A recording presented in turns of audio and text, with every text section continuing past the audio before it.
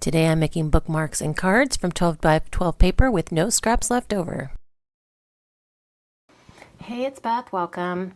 This is the Bringing Back Basic Gray collaboration. It's just a small collab I do with my friend Sarah, who's crafting and relaxing here on YouTube, and Kathy, who is Stampin' Cat over on Instagram. And each month we pull some basic gray out of our stash and just enjoy it. Not necessarily trying to use it up, but just enjoy it. Today I'm going to be using my No Scraps sketch set number 11. It is for a 12 by 12, and you've probably seen me use this one before, but it makes corner bookmarks and cards with the scraps left over from the bookmark. So I needed some more bookmarks, and so thought I like that, you know, the basic gray, some of the basic gray I have is double-sided, and so I try, if I'm going to do the corner bookmarks, I do try and pull a double-sided sheet. So I found this really pretty reddish floral. It is Tea Cakes from the Nook and Pantry collection back in 2009. It's got kind of like a tone-on-tone red grid on the back. For my card mats, I did pull in a sheet of red cardstock. I do have cutting guides for the pattern paper and for a sheet of cardstock as well. And then I brought in an additional piece for some matting just because I'm using red and then kind of like a reddish pattern paper as well. And then I went through some of the embellishments I'd made from basic gray scraps in the past. So I had these kind of in my stash and pulled out some that I thought would work. We'll see if how I can use them on the cards, but that's what I have to work with, so let's get making.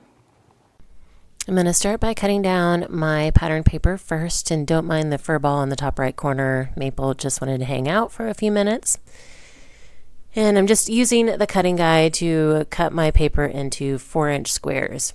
So even if you don't want to use a full 12 by 12 sheet for this is something great that you can use square scraps for, as long as I usually say at least 3 inches. When they get smaller than that, it's hard to kind of do the folding and cutting, or to really use it as a bookmark. So as long as you have some, 3-inch squares, you can totally use scraps for this as well to make the bookmarks, and then you can always still use those scraps to make the cards that are on the sketches on the PDF as well. Then I'm just moving to the cardstock, and this is really simple. I'm just cutting 6 card mats, and then there'll be a strip left at the bottom that I'm going to cut down, and those will be little strips that go on the insides of the cards. Again, this PDF is free, and it will be linked in the description box below for you. You can use it to do the 12 by 12 paper and cardstock, or like I said, you can even use it just if you're working with scraps. Once I get these done, I can work on the assembly of the bookmarks, which is super simple. I'm just going to take one of the squares, I'm going to fold it in half both ways so that it creates like a grid. So there'll be 4 squares now within the square, and I'm just using a bone folder to really get the creases. I need to see the creases for the next step, which will be doing some cutting. So again, it doesn't matter what size your squares are. You can be working, if you're working with scraps, you can be working with smaller ones or larger ones. But again, you just want to fold it horizontal in half, and then turn it and fold it in half again so that you have a 4-square grid.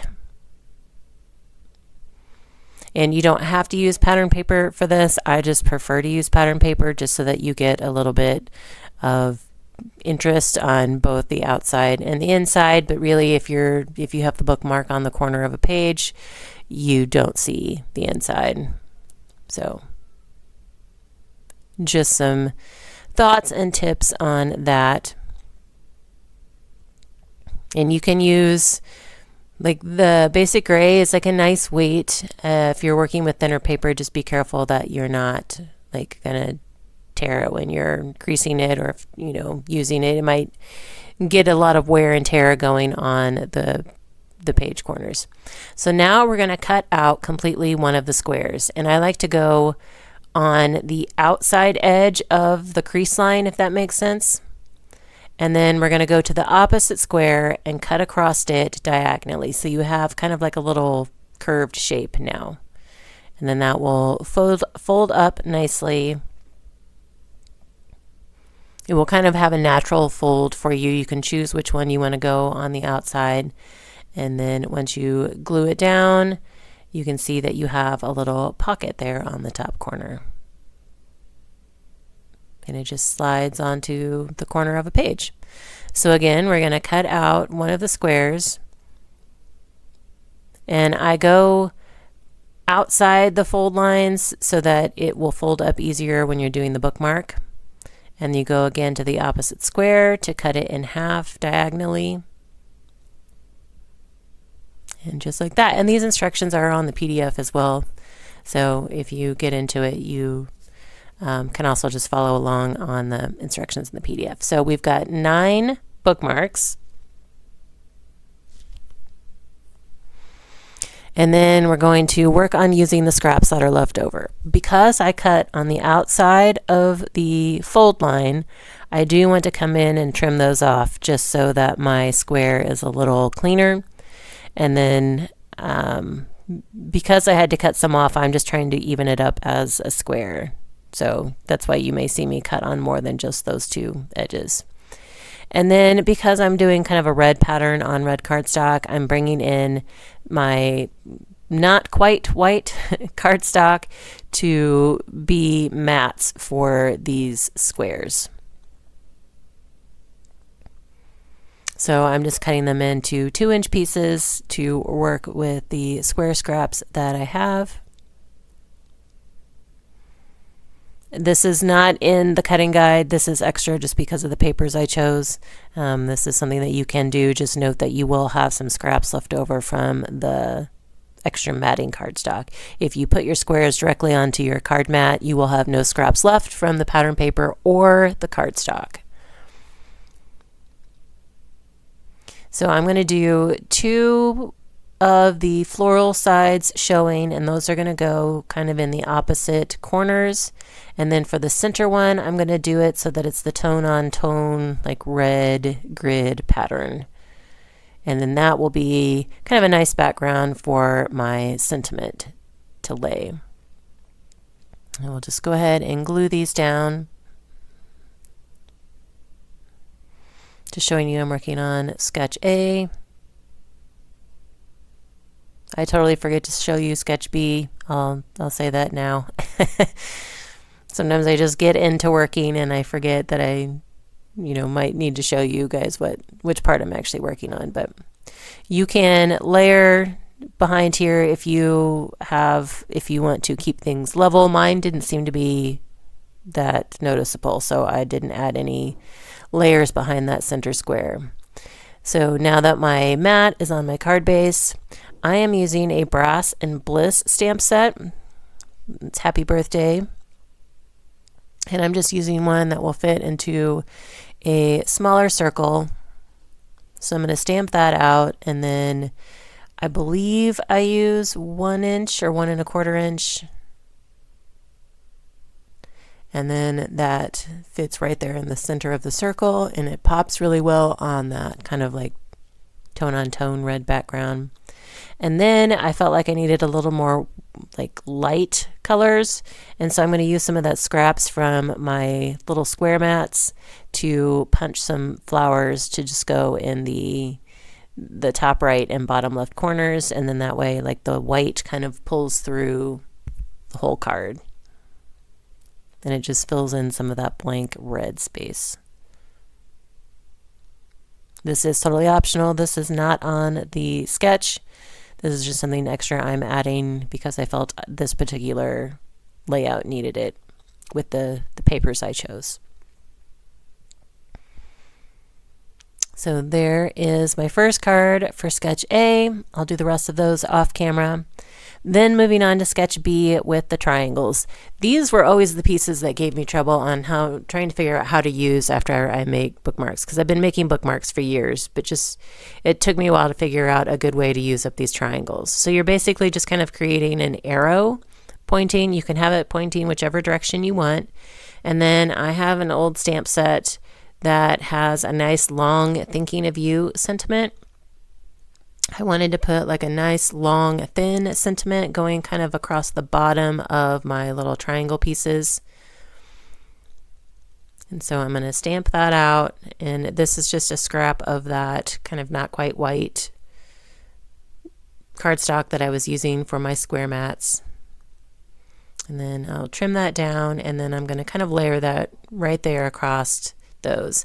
And then in the beginning I talked about how I found some pre-made embellishments in my basic gray stash that I thought would work. So I'm going to bring in one of those layered flowers to put over on the left. And then I decided the right needed something as well. So I'm going to bring in some more punched flowers from the scrap cardstock from the matting layers and try and figure out where I want to put them before I start kind of laying everything down.